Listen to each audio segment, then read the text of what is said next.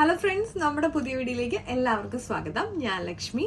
എല്ലാവരും സുഖമായിട്ടിരിക്കണമെന്ന് വിശ്വസിക്കുന്നു. ഇന്ന് നമ്മുടെ റെസിപ്പി എന്ന് പറയുന്നത് വളരെ ഹെൽത്തി ആയിട്ടുള്ള ഒരു പുട്ടിന്റെ വീഡിയോ ആണ്. അപ്പൊ നമുക്ക് വീഡിയോയിലേക്ക് പോവാം. നമ്മുടെ പുട്ടിലേക്ക് ചേർക്കാൻ വേണ്ടിയിട്ട് ഞാനിവിടെ കുറച്ച് ചെമ്പരത്തി ഉണക്കിയത് എടുത്തിട്ടുണ്ട്.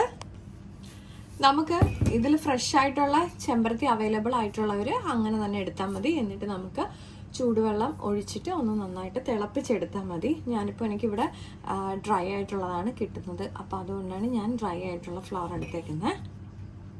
നമുക്കിതിലേക്ക് വെള്ളം ഒഴിച്ചു കൊടുക്കാം. ഞാനിവിടെ ചൂടുവെള്ളമാണ് ഒഴിച്ചു കൊടുക്കുന്നത്. ഞാനൊരു 1/4 കപ്പാണ് എടുത്തേക്കുന്നത് ചെമ്പരത്തി. അപ്പോൾ ഞാൻ ഈ ഒരു 10-15 മിനിറ്റ് ഇതുപോലെ ഇതിങ്ങനെ ക്ലോസ് ചെയ്ത് വെക്കും.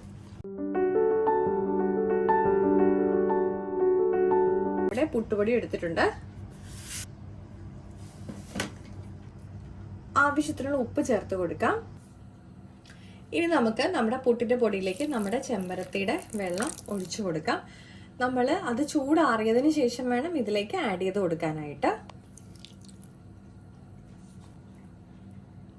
നമുക്കിനി ഇതൊരു 10 മിനിറ്റ് മാറ്റി വയ്ക്കാം. നമുക്കിനി ഇത് നന്നായിട്ടൊന്ന് നനച്ചെടുക്കാം.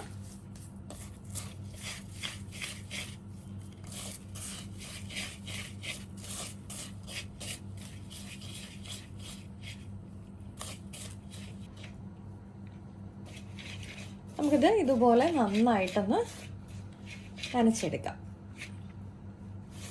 തീരെ തരിയൊന്നും ഇല്ലാതെ നമുക്കിങ്ങനെ എടുക്കാം.